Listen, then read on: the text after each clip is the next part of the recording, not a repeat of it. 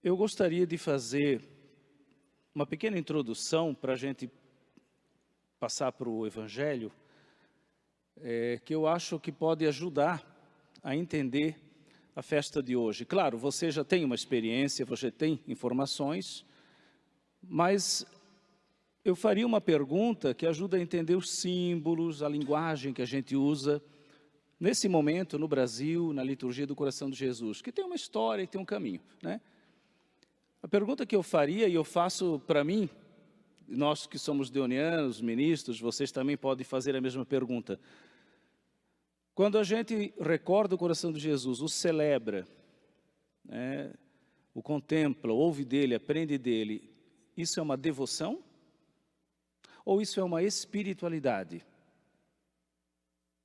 Né? Uma coisa não nega a outra, mas não são iguais. Se você olhar o bordado, o coração flamejante, com uma cruz por cima, com a coroa de espinhos, transpassado, como está lá no Evangelho de João, né? Vendo que o Senhor estava morto, um dos soldados romanos dá o golpe de misericórdia, então ali ainda tem essa ferida, essa chaga aberta. Se você olhar aqui acima, nós temos um outro emblema, que é mais recente, não é? O coração vazado, que simboliza aquele coração transpassado, todo entregue, então ele não está ali. Ele se mostra porque ele foi entregue, mas ele não está ali. Se você olhar para a cruz, você tem uma das primeiras representações do coração de Jesus. Aqui vocês estão longe, mas o coração, aqui a aurícula direita, foi rasgada pela lança. E o Evangelho de João, no capítulo 19, ali pelo versículo 30 a 37, ele diz assim: quando ele foi transpassado pela lança, abriu-se igual uma fonte e jorrou sangue e água. E tem todo um simbolismo atrás do sangue e da água. O sangue é a redenção, o dom da Páscoa. E a água é o Espírito Santo, o dom de Pentecostes. É isso que está na primeira interpretação, a mais antiga do Evangelho. Por isso a gente tem a cor vermelha, que lembra o sangue, Jesus nos dá a redenção, e tem a cor branca, que lembra a água. Essa devoção, ela é devoção através do quê? De símbolos, de leituras, de meditações, que no correr da história da igreja formam um tipo de uma didática. E esse é o aspecto devocional, que é um pouco exterior, mostrar a fita, né, ter sinais, ter aqueles exercícios na primeira sexta-feira do mês, esse tipo de oração, focar mais no amor de Deus e na misericórdia, tem uma linguagem que vai se criando, então é uma devoção, nós nos devotamos a isso, a gente se dedica. Porém, isso eu não vou agora contar a história toda, mas apenas lembrar que todos esses símbolos que a gente tem aqui, a bandeira, essa imagem e o emblema com esse desenho estilizado, é do século 17. É do século 17. E nós no Brasil usamos essa herança porque nós somos colonizados e evangelizados naquele período. Mas no correr da história da igreja, se você vai para a Europa do Norte, Alemanha, Holanda, Inglaterra, é uma coisa. Se você vai para o Oriente, Constantinopla, Síria, Líbano, é outra. Em todas as épocas, queridos, nós tivemos algum tipo de devoção ao coração de Jesus. Em todas. Só que essa que ficou gravada na nossa imaginação, no nosso jeito de celebrar, é bastante histórica, porque é do nosso tempo com a herança do século XVII. Né? Mas nós temos os místicos antigos, os franciscanos, né? Agostinho, todos eles vão olhar para o coração aberto do Senhor e aprender alguma coisa. Muito antes dessa festa ser uma festa para a igreja no mundo inteiro, nós temos dioceses antigas, lá no século XIII, que já tinham a licença de celebrar o coração de Jesus. Então, isso aconteceu na Holanda, aconteceu na Alemanha, mosteiros da França, até que no século XVII se torna popular, porque Margarida Maria foi uma monja com uma vocação missionária, que ela recebeu um carisma, um dom. Ela fez uma experiência pessoal, né, do coração de Jesus, que a gente sabe que, embora seja O desenho do coração físico, sabemos que nós não estamos aqui venerando ou adorando um órgão físico. O coração é símbolo da própria pessoa de Jesus, daquilo que para ele é central, o seu amor redentor, né? A gente sabe que é isso. E, num determinado momento, Margarida Maria entendeu que esse dom que ela tinha recebido era um dom missionário. Não era para ela ter uma devoção monástica lá dentro do convento, não, era para o povão. Mas já havia, a cada época, quando a gente estuda a história, a gente encontra expressões, devoções diferentes. E Margarida Maria, um dia, ela resolveu fazer esse desenho. Ela tirou um pedacinho de papel, lá em Paray-le-Monial, na França, está lá até hoje, o quartinho dela viveu, e ela fez esse desenho.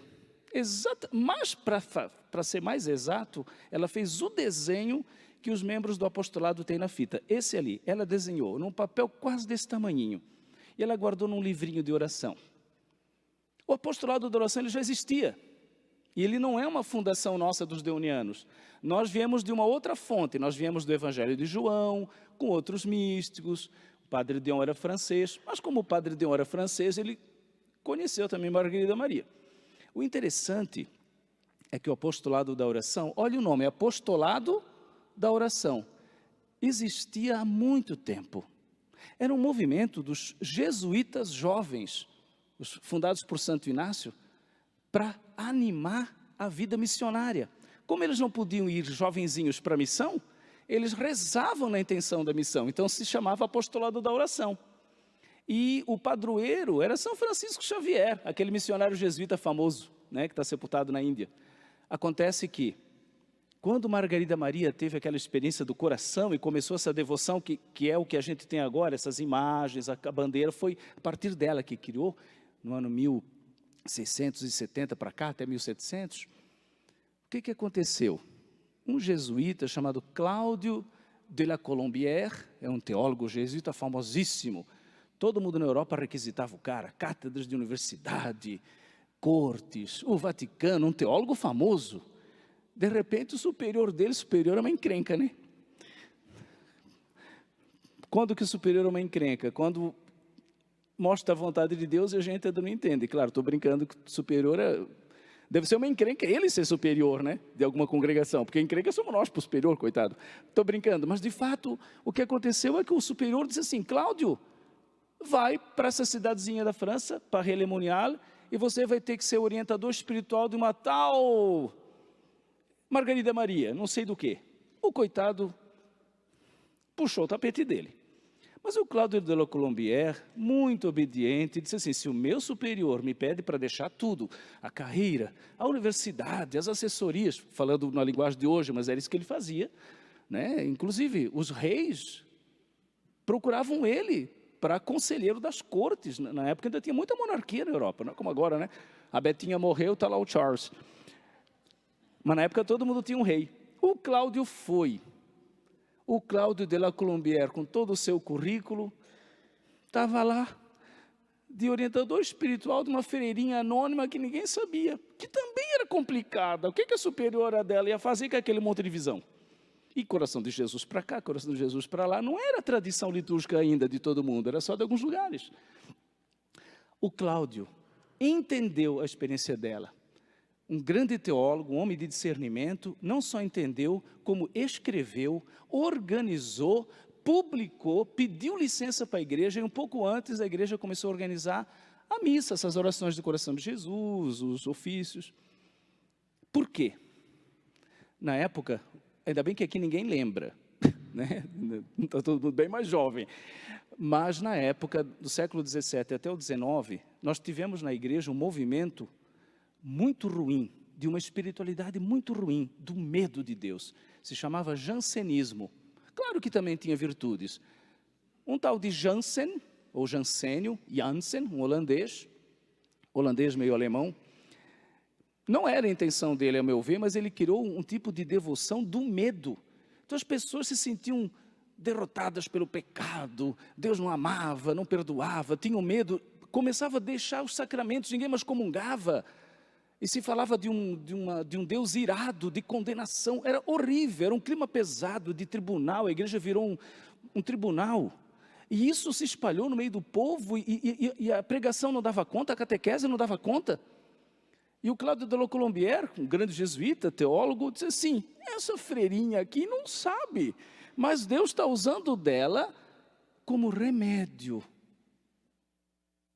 Uma devoção popular que o povo entenda do amor de Deus para remediar, como remédio, de um tipo de espiritualidade ruim, negativa, que humilhava as pessoas, que afastava do... A norma da igreja era comungar no domingo, ou pelo menos na Páscoa. O pessoal não comungava, não se arrependia, ficava uma espiritualidade de remorso, dolorista. E aí ele começou a divulgar. O que acontece? Os jesuítas entenderam que a ordem jesuíta deveria ajudar, e aí, se eu não me engano, um dos jesuítas, chamado Ramier, também francês, ele entendeu, e aí numa assembleia mundial dos jesuítas, que eles chamam de congregação geral, eles decidiram pegar o apostolado da oração, que já existia, que era um movimento missionário de jovens, e dizer, nós vamos refundar, nós vamos manter esse apostolado. Era jovem mesmo, eram muitos jovens. Até o século XIX, as grandes levas do apostolado da oração eram os jovens da época, porque era bem em sintonia com aquele tempo. E os jesuítas disseram, nós vamos refundar, nós vamos manter o apostolado da oração, que já existia, mas vamos escrever uma carta de intenções, vamos escrever um manual de orações de um estilo novo, e esse apostolado ele vai ser refundado como? Recebendo o legado daquela irmã, Margarida Maria, para popularizar essa devoção. E aí fizeram a bandeira, a imagem se tornou aprovada pela igreja, foi aí que... então, se vocês estudam, podem buscar na internet o site, tem a fundação lá atrás e a refundação. Agora, se a gente procurar outras expressões, tem muitas. Margarida Maria não é a única. Isso é devoção. Mas tem uma hora, queridos, que tudo que é externo, tudo aquilo começa a entrar na gente, a entrar no coração, a despertar uma experiência. Quando você faz essa escola, o exercício de oração, aquela linguagem, se habitua com os símbolos, você dá um passo. Você descobre que a devoção ao coração de Jesus não é homenagear uma imagem, não é colocar em destaque uma bandeira, isso é didática. É encontrar Jesus no próprio coração e começar a fazer uma experiência sólida, fecunda, transformadora do amor de Deus. Nesse momento, você não vai até Santa Margarida Maria ou até o Padre Dion. Você vai para onde eles apontam, que é Deus revelado em Jesus. Por isso a segunda leitura, e eu já vou entrar nos textos bíblicos, fala, que quem ama é que conhece a Deus, e o Espírito Santo revela. Nesse momento, nós mantemos as devoções, mas nós vivemos uma espiritualidade. Espiritualidade significa que quem revela o amor de Jesus por nós, e faz isso ser uma força de transformação na vida da gente, não é a Margarida Maria, não é Santa Gertrudes, não é o Beato Cláudio de la Colombière, e nem o Padre Dion. É o Espírito Santo. Pergunta para o Padre Dion, para o Condran, que também fundou na França uma congregação do Coração de Jesus, para o Ollier, que fundou outra, para o João Eudes, que fundou outra, são 60, mais ou menos, Charles de Foucault tem uma sociedade missionária também, fora as irmãs, os movimentos leigos. Pergunta para eles, para Margarida Maria, para Gertrudes, que foi uma grande mística do coração do século XIII, pergunta para eles, quem revelou o amor de Jesus para eles, eles vão responder o Espírito Santo. Se você pegar a Bíblia, é isso que está lá. Porém, para chegar numa vivência de espiritualidade, que é existencial, é o amor de Deus que transforma e frutifica na vida da gente. Para chegar nisso, nós precisamos de uma didática. E a devoção, com todos os seus símbolos, faz uma didática. Se você tirar todos os símbolos, a linguagem, os hinos, nós ficamos em falta, não é verdade? A gente sozinho não vai produzir espiritualidade nenhuma. Isso é um dom. E essa linguagem que está aqui é o legado do século XVII que o Brasil cultiva. Tem outras expressões em outros países. Nós somos herança portuguesa, as congregações foram fundadas na França, os jesuítas assumiram, está aí o apostolado, né? Mas o pessoal do apostolado, que tem a experiência de anos, sabe que não é a fita que é o importante, não é a cor da bandeira. Isso é um modo de homenagear, um modo de dar o quê? Testemunho. Mas eles fazem uma experiência do amor de Deus na sua vida, através dessa escola. E aí a gente passa de uma devoção para uma espiritualidade. A mesma coisa com tudo. Então, quem que revela que Deus nos ama em Jesus é o Espírito Santo. Nesse momento, todos somos discípulos, e aí a gente dá um passo, a devoção se torna um discipulado, e a gente começa a aprender um jeito de ser cristãos que a gente não tinha percebido ainda. Pode crer, ninguém aqui, por mais idade que tenha e mais tempo de vida cristã, sozinho, resume todo o caminho, toda a maturidade espiritual. Você ainda tem chance de descobrir coisas novas. E uma coisa que eu acho essencial é que Deus é amor, como estava na segunda leitura. No século XVII, se usou dessa devoção para propagar o amor de Deus. E aí o jansenismo, aquela espiritualidade negativa, pesada, do remorso, da culpa, foi superado. Por isso que a Margarida Maria disse assim, vamos tomar a comunhão toda primeira sexta-feira, porque o pessoal era tão afastado do sacramento que nem no domingo não comungava. Ela veio com um remédio, não, além do domingo, sexta-feira também, para lembrar que a Eucaristia é um dom do coração de Jesus para a igreja, e que sexta-feira santa não é um dia só de dor, né, as sexta-feiras do mês, aquilo que era, eles faziam, se penitenciavam, sangravam, mas não comungavam, não iam aos sacramentos. Eles não precisa nada disso não, faça um ato de reparação pelos seus pecados e comungue para viver plenamente. Mas não é nem domingo, pois que seja. E foi esse tipo de proposta que devagarinho remediou todo um clima muito ruim que a gente estava vivendo no século XVIII na igreja. Claro que aqui ninguém lembra, né? Então, queridos, entender que Deus nos ama e o amor de Deus não é um mero afeto, o amor de Deus é uma relação que nós podemos ter com Deus. E essa relação, creia-me, ela nos transforma, nos une a Deus e produz frutos. São as três graças do amor de Deus na vida da gente. O amor de Deus, ele transforma, ele une e ele frutifica. No fundo, se você já está fazendo a experiência, você já vive uma espiritualidade no coração de Jesus, com outra linguagem, com outra chave do seu entendimento, mesmo que não esteja nessa tradição de símbolos, nessa didática. É isso. Nós deonianos entendemos que essa experiência, que para nós é um sinal vocacional. Se essa experiência que marca o meu chamado, o teu chamado, Maicon, o teu chamado, Jairson, como o Deon viveu, e Deon não é do século, Deon morreu em 1925, é recente, em termos de história. Se você faz essa experiência e você entende que ela é vocacional, ela é uma matriz de missão, ela inspira um apostolado, aí é um sinal vocacional. Então, por isso que tem congregações do coração de Jesus. É diferente dos camilianos, dos redentoristas, dos franciscanos. Por quê? Porque além de fazer uma experiência do amor de Deus, tem um caráter de vocação. Aquela experiência específica, daquele modo, numa comunidade missionária, é um chamado. Agora, o importante é se abrir ao Espírito Santo.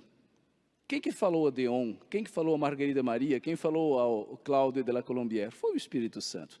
E aí eu quero fazer uma pequena menção, não vou me demorar, ao Evangelho de hoje. Por quê? Porque Margarida Maria, quando fez esse movimento, e os jesuítas fizeram a segunda fundação do apostolado, que está aí, eles não tinham, como hoje tem, um acesso direto à Bíblia, que até na internet você puxa. Então essa devoção foi transformar em uma linguagem assim estética, simbólica, devocional, o que estava na Bíblia, porque não era habitual no mundo do século 17 e 18, a alfabetização. Mas nunca que se quis que devoção nenhuma substituísse a palavra de Deus. Não, o que se queria era dar acesso. Então, nos hinos, nas orações, até decor, as pessoas memoravam o Evangelho e tinham acesso. Hoje eu digo para vocês, vocês vão encontrar esse conteúdo diretamente na palavra de Deus. E aí eu faço um pequeno comentário, o Evangelho, né? O Evangelho de hoje ele tem duas partes, não sei se vocês notaram. A primeira, Jesus faz uma oração espontânea a Deus. Eu te bendigo, Senhor do céu e da terra, que é um jeito bem judaico de rezar. Adonai Leolam, Senhor do céu e da terra. Jesus era judeu, então ele reza, né, como judeu. Eu te bendigo, Baruch atah, Adonai Leolam, ele falou em hebraico. Eu te bendigo, Senhor do céu e da terra, porque escondestes essas coisas aos sabidões e revelastes aos pequeninos. Eu fico, o que escondeu? Ele não diz, né? Ele faz louvor, mas ele não diz o que escondestes. Aí depois vem, que só conhece o Pai quem é? Vocês sabem, só conhece o Pai quem é? Filho. É isso que Deus revelou, porque antigamente, na época de Jesus, uma religião também de devoções exteriores, né? Os saduceus, os fariseus, e ele diz, não, a grande revelação é que quem tem uma experiência de filhos, esses conhecem o Pai, e isso Deus revela a todos, não só aos sabidões, que na época Jesus estava falando dos teólogos judeus, os grandes doutores, né? Essa parte é uma parte. Quando depois ele diz, vinde a mim todos os que estão cansados, não sei se vocês notam que tem uma quebrada, tem uma quebra no Evangelho. Na verdade são dois ensinos de Jesus que o Mateus juntou. Eu acho que o Mateus estava no fim da caderneta, na hora de anotar e botou junto, mas na verdade são dois discursos. São dois discursos. E eu faço um pequeno comentário. Uma coisa interessante da devoção ao coração de Jesus é a descoberta de que ele é humano. Isso é uma coisa muito original. Antes dessa espiritualidade, todo mundo acreditava que Jesus é humano. É o amor de Deus feito gente, encarnado, nascido de Maria, que assumiu toda a nossa vida, a nossa condição, inclusive a morte, a dor, tudo. Mas não havia uma compreensão assim habitual, imediata, havia um medo, um Deus distante, entronizado. Falava pouco para as pessoas. Por isso, Margarida Maria sugeriu que o coração que está lá oculto dentro do peito aparecesse. Eu me lembro de um amigo meu padre que levou os meninos da favela para visitar uma igreja em São Paulo. Os meninos assim, não por serem da favela, porque muitos são da favela e são evangelizados, mas eram meninos de reformatório, de problemas sociais, que não tinham evangelização. E ele levou numa igreja como essa, lá em São Paulo, mais antiga, com outras imagens, e eles ficavam fazendo perguntas, para cada imagem uma coisa diferente. Eles não tinham nenhuma noção, né, do que era aquilo. Então faziam as perguntas assim cruas, né? E quando viram a imagem do coração de Jesus, ficaram estarrecidos. E o padre estava acompanhando e disse assim, o que foi? O que vocês acharam de interessante? Aí um levantou a mão e disse assim, dói? Né? Dói, porque isso aí é uma operação do coração interrompida. Né? É uma operação do coração interrompida. Está aberto, sem anestesia, e parou ali. Então ele dizia, dói? Dói. E ele acertou. Porque o que o Espírito Santo faz em nós? Comunhão de coração, transplante. Tira do nosso peito um coração de pedra e coloca um coração vivo. É um transplante. Isso está em Ezequiel e é leitura da missa de hoje para outro ano, para outro tempo. Eu vos darei um coração de pedra. Tirarei de vós um coração de pedra e vou dar um coração novo. O coração de pedra do faraó. O faraó, quando era mumificado, eles tiravam as entranhas e petrificavam com natrum, que é o sal ali da beira do Mediterrâneo, e colocavam em potes. E esse coração era petrificado, o coração do faraó. Por causa disso que os judeus entendiam, nós não podemos ser assim para Deus. O Espírito Santo vai tirar de dentro de nós, igual múmias, um coração de pedra e vai dar um coração novo. E ficou assim no Antigo Testamento o tempo todo. Mas quem é que vai dar o coração novo? Aí quando chegou Jesus e diz, aprendei de mim, é ele. Então o coração aberto na cruz, é um transplante sim, interrompido. Em linguagem clínica, é o que está acontecendo. e Ele está disposto a dar o seu coração para nós. Essa é a ideia que está ali na imagem, né? É uma ideia muito simples, muito até crua, mas era o que falava na época.